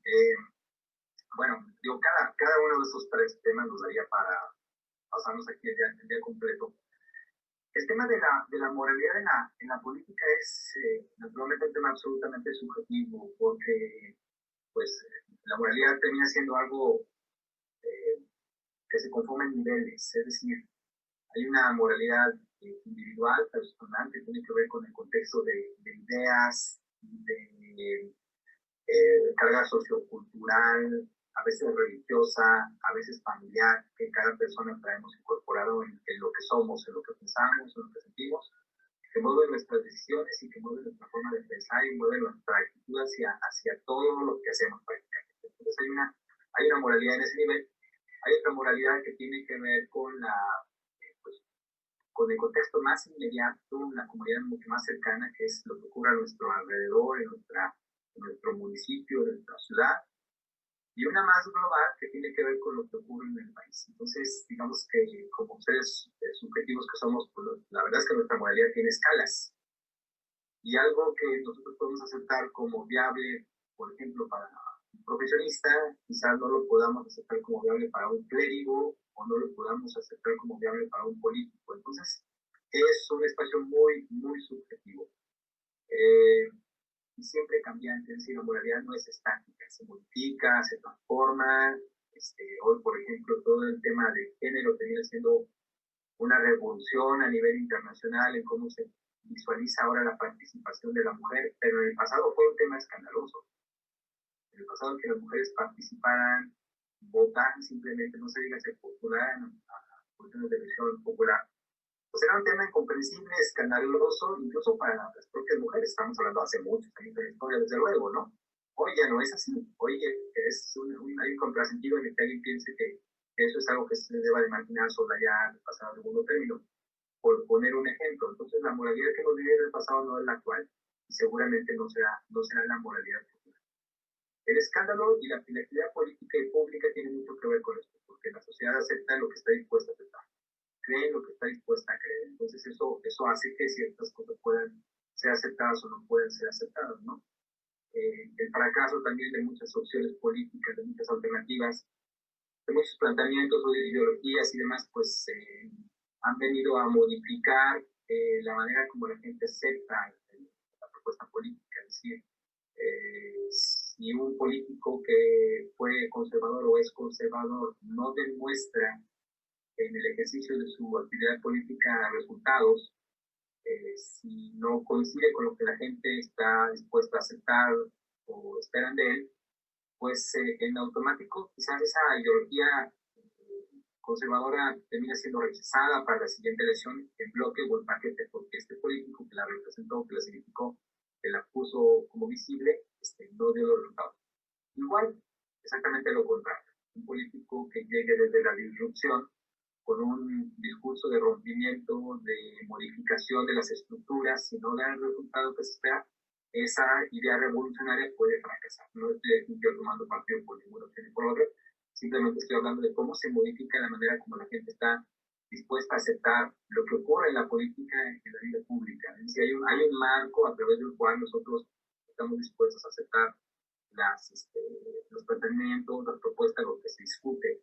Lo vemos a través de un cristal, que es nuestra mirada, que es nuestra serie de valores, experiencias que hemos tenido en el pasado. Entonces, eso para contestar el tema de la moralidad, que yo sé que no hay una respuesta absoluta, porque no puede ser así, ¿no? Es muy cambiante este tema, ¿no?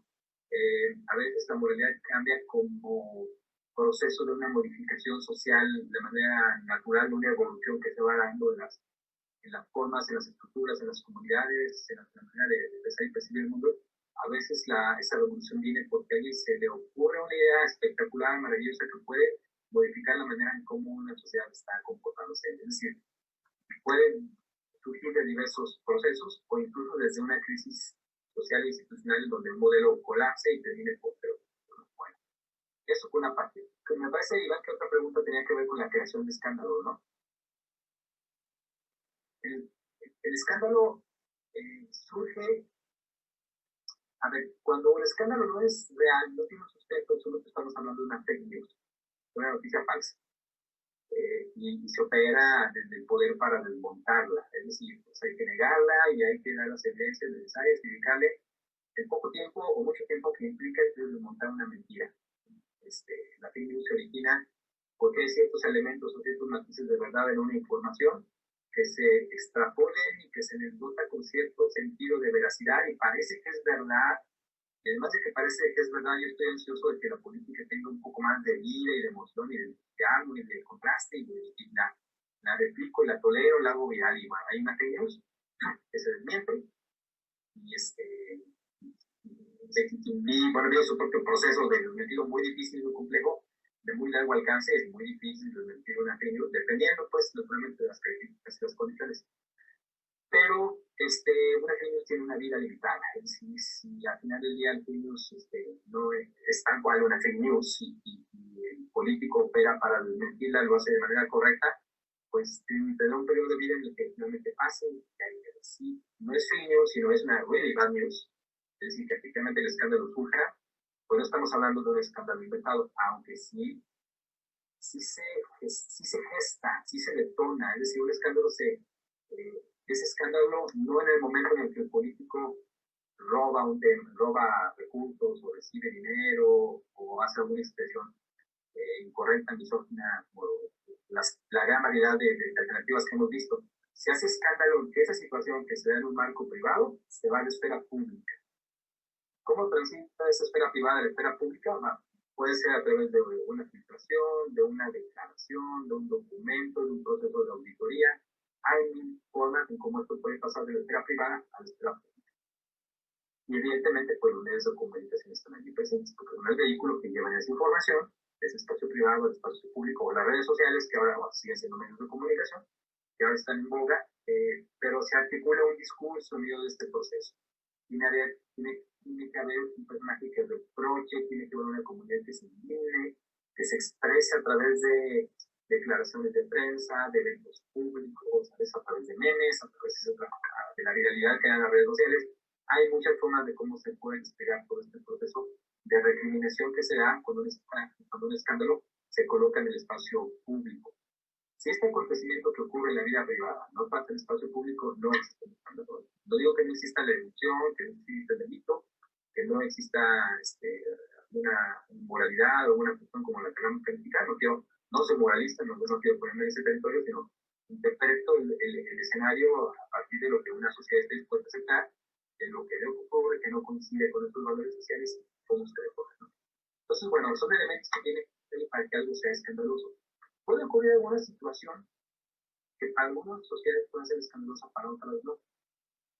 Por ejemplo, que pues a lo mejor el consumo de sustancias, o sea, ciertas drogas en alguna sociedad puede ser algo grave, pero en otras no. Por ejemplo, ¿no? A lo mejor el caso de alguna cuestión de género, pues puede ser grave en una comunidad, pero en otra no. ¿Sí? Vuelvo a México, pues, porque además de que acá vivo, pues evidentemente los políticos surgen acá, pero hubo un político que decía, yo sí lo vi, pero lo ve poquito. Ganó la elección, ¿no? Increíble, ganó la elección.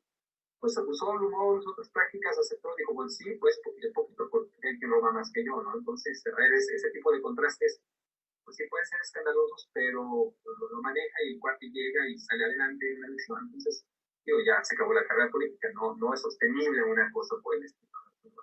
Este tipo de circunstancias pues, también terminan colapsando. Y hablábamos también de la guerra sucia, me parece que tenía otro tema que ahí se planteaba.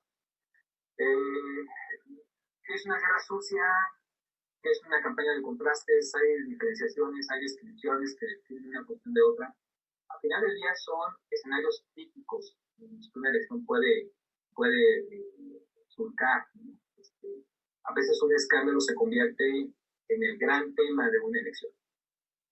Y eso puede hacer ganar incluso al personaje acusado y perjudicado por esta era en la que yo les comentaba que estamos en un proceso en el que se han desmontado ciertas estructuras que previamente estaban como por ya hechas, ¿no? Actitudes oscurantistas, actitudes de ignorancia, actitudes digamos, antivalores a lo que la política venía presumiendo de mucho tiempo atrás, que hoy se han establecido como un modelo así, porque lo que hemos conocido dentro de lo que la política debería de ser no ha resultado, pues en algunos casos. Entonces hay sociedades en las que este tipo de cuestiones ocurren con mucha facilidad, ¿no? Entonces, bueno, la guerra sucia existe, pero evidentemente si eres un político que ocurrido en estas situaciones, pues no esperes que tengas que tener una campaña, digamos, absolutamente cordial, civilizada, en donde las ideas se importen, en donde haya un contraste de puntos de vista sobre los temas sociales. Pues evidentemente esto es un incendio. No puede haber condiciones que te permitan avanzar en una cordialidad democrática si estás en una circunstancia de este tipo. Además, si tu lenguaje ha alentado esa violencia verbal en una campaña, si tú has construido en el pasado desde ahí, no esperes que sea diferente, ¿no? El que a hierro mata, a hierro muere, ¿no? Evidentemente, entonces, también la manera como tú te conoces en el pasado determina mucho cómo va a ser tu campaña política y cómo va a ser tu futuro, porque es la vara con la que vas a ser medido, ¿no? Ciertamente puede ocurrir que tú vengas de un proceso histórico muy cordial y muy civilizado y muy propositivo y de repente te veas envuelto en un huracán. Pues prepárate, porque la política es mucho de eso. La política, es decir, los mejores marineros se conocen en las tormentas. Entonces, si vas a entrar a la política, tienes que esperar que eso va a ocurrir en algún momento. Lo hayas, sea consecuencia, sea error tuyo, sea tu culpa, no sea tu culpa, te vas a ver envuelto en una crisis, a veces en un escándalo, Ojalá que no, pero si estás envuelto, prepárate porque tienes que saber cómo superarlo. Y si la debes, pues es muy probable que la tengas que pagar, ¿no? No tengo nadie de la culpa, pero ciertamente pues hay perfiles políticos que vale la pena rescatar muchas veces, aunque como seres humanos se hayan equivocado, en ciertas circunstancias, ¿eh? No estoy dando perdón a nadie, no soy quien para hacerlo, pero creo que hay proyectos políticos que vale la pena rescatarlos a pesar de las conflictos humanos. Ok, Braulio, si tienes la gentileza de absolver dos cuestiones planteadas también, ¿existen unos escándalos positivos o que puedan beneficiar a una determinada tienda política, candidato, etcétera? Y la segunda, en tu experiencia, hay culturalmente, digamos, reacciones diferentes de las sociedades frente al escándalo. Es decir, en Europa o en Estados Unidos, la sociedad norteamericana o europea, mexicana, boliviana, ¿tú crees que responden de un modo diferente al escándalo? ¿Incide en el voto o más bien ves cierta homogeneidad en la reacción social? Bueno, un escándalo no determina el resultado, ¿no? Es decir, ¿de qué depende cómo terminan las cosas? La verdad es que está en la estrategia, en la forma como trabajes, en la contención de daños. Naturalmente, ahí está la clave, en la forma en cómo se relata la historia con relación a un tema conflictivo en lo particular. Yo soy de los que piensan que siempre hay una salida ante una crisis, siempre está ahí, hay que saber encontrarla. Evidentemente, fácil no es, obviamente no. Es un proceso crítico, hay que reaccionar con mucha rapidez, con información suficiente, valorando las consecuencias que puede tener una opción, un camino de resolución, si otras por estrategias, si otras por otra. Yo les mostraba aquí 24 opciones. Hay más, sí, de qué depende pues, de las características, pero no basta con que si algún día ustedes tienen la circunstancia, porque yo diría no necesariamente tragedia, no necesariamente tragedia, la circunstancia de caer en una crisis o un escándalo, si revisan el manual que yo les di, pues a lo mejor más bien les agradecería una llamadita para conocerlo más que lo tome literal, porque hay circunstancias que pueden aplicar en ciertos casos y otros no. A veces hay que hacer frente, a veces hay que pagar un poco el error cometido, a veces hay que aceptar, a veces hay que bueno, depende del cálculo de daños y de la trayectoria que uno observe para las conexiones que se vienen. Entonces, es decir, que te ocurre un escándalo en la esfera política, a veces sí, es incluso una buena noticia porque eso puede detonar y puede potenciar otras cosas. Pero la manera como tú respondes a ese conflicto, a esa circunstancia, va a determinar tu futuro político y va a determinar tu capacidad política incluso y va a determinar si eso se convierte en una crisis, en un obstáculo dentro de tu carrera o en algo que te potencia. Sí hay casos en donde el escándalo pues, ha funcionado para eso, pues para fortalecer imágenes, figuras, para hacer ganar campañas, porque la estrategia implementada de reacción ha sido positiva. Es decir, yo les mostraba ya algunos casos de aquellos que dicen, bueno, es que esto que me están reprochando se trata de un complot. No es si me grabaron en un video recibiendo dinero, es que hay un grupo que está detrás, que está tratando de que yo no llegue porque el proyecto social, etc. Entonces, ese tipo de discursos que acusan de complot funcionan para que a mis seguidores, pues, poderlos empoderar y poderlos analizar y convencer y darles argumentos para que piensen que efectivamente no es que yo haya incurrido en un caso de corrupción, sino que alguien me quiere tumbar. Estoy cambiando la narrativa, ¿no? Es un ejemplo de mil que puede haber, ¿no? Cada escándalo se responde con sus propias estrategias, con sus propios antídotos. No es un tema de manual, debo decirles, no es un tema de manual, es un tema de criterio, de entender el escándalo en su contexto y de poder hacer los cálculos necesarios para salir adelante en una circunstancia de este tipo, ¿no? Hay políticos que la tienen que pagar, sí, y que la paguen. No estoy quitando a nadie la responsabilidad. Creo que finalmente la sociedad merece tener los mejores políticos posibles. Y también implica pues que el político demuestre que tiene la capacidad de salir adelante operando estrategias que funcionen, ¿no? Que respondan a la sociedad. No sé si respondí la pregunta de Carlos o enredé más la respuesta. No, muy bien. Lo que te quería preguntar era insistir en esta idea, Braulio, en tu experiencia, ¿tú crees que las sociedades reaccionan de manera diferente a los escándalos? ¿O hay, digamos, hay alguna homogeneidad cultural? ¿Todos reaccionan relativamente igual frente a un escándalo político?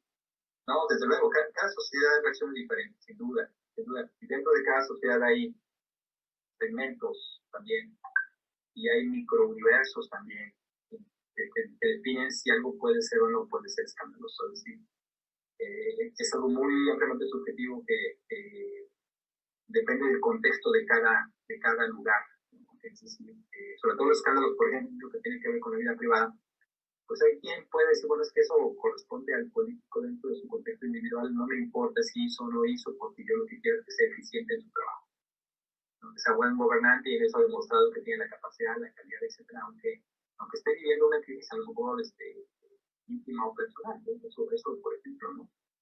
Hay quien pudo haber hecho algo dentro de su, pues no sé, de ser estudiante de la universidad o la preparatoria, y ahora surja como un tema nuevamente. La sociedad puede decir, bueno, es que estaba joven, no sé, si hay maneras eventualmente en las que se pueda disculpar a un político de ciertos comportamientos, de ciertas circunstancias, ¿no? Otras veces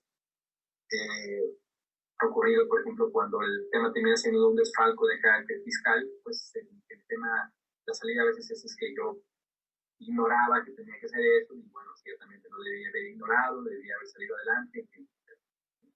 Hay comportamientos a veces o expresiones que tienen que ver con el tema de género, de misoginia, es más que los políticos terminan disculpándose, y sí, vaya, por supuesto, el problema, pues, pero a veces la disculpa oportuna no quiere decir que no terminen pagando de alguna forma con la reducción de simpatías o de votos, con la pérdida de ciertos sectores, pero la aceptar el error siempre ayuda también a salir adelante. Entonces, en cada sociedad es diferente. Hay sociedades que son más tolerantes, hay otras que son menos tolerantes, ¿no?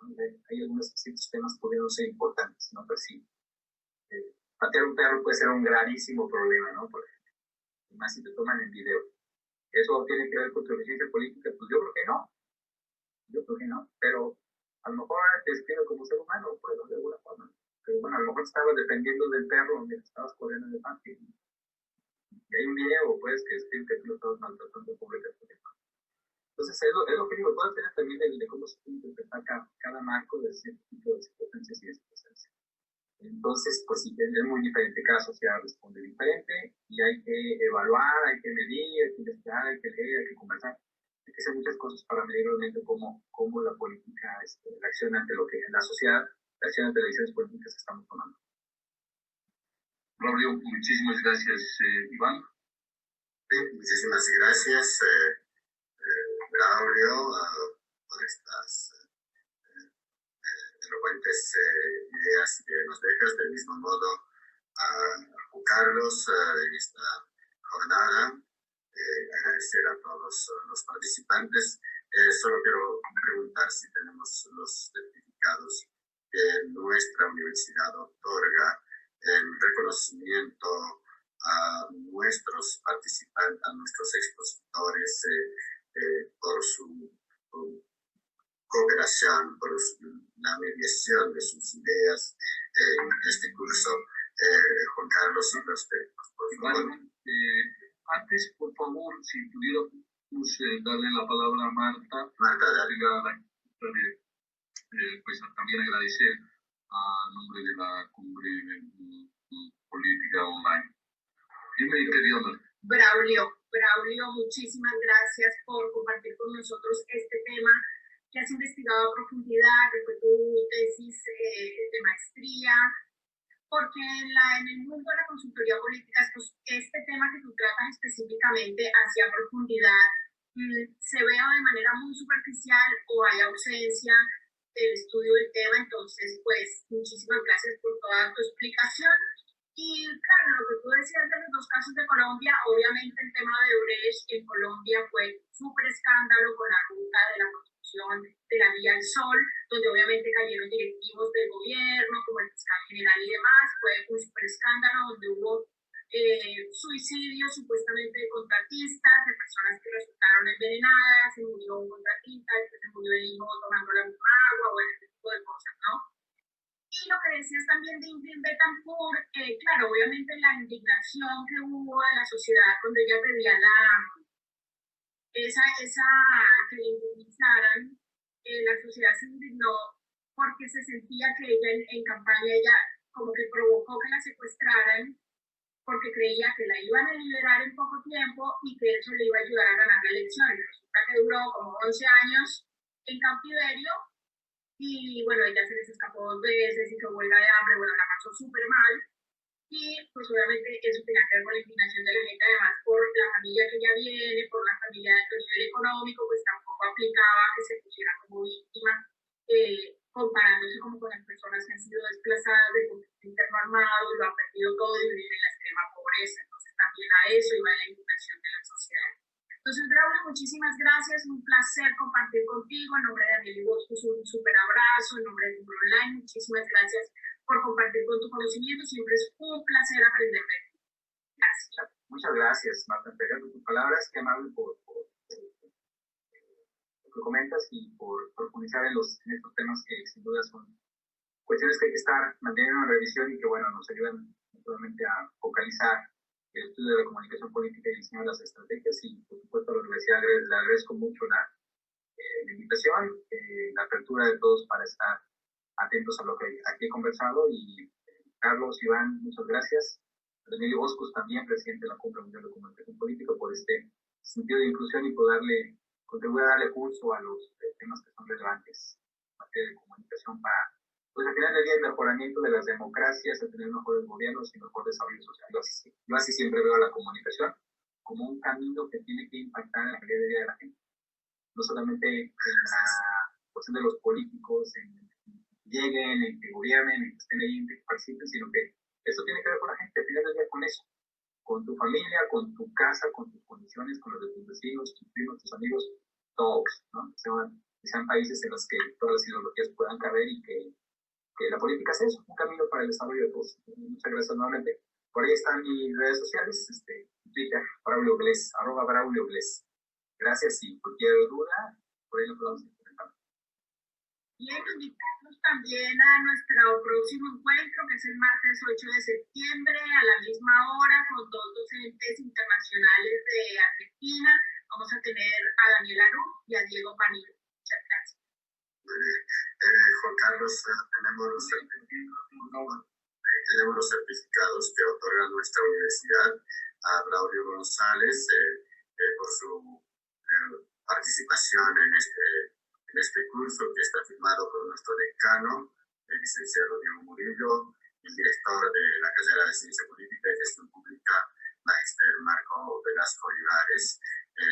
Con todo gusto te lo hacemos llegar, este certificado, apreciado Braulio. Muchas gracias. Modo a Juan Carlos, Juan.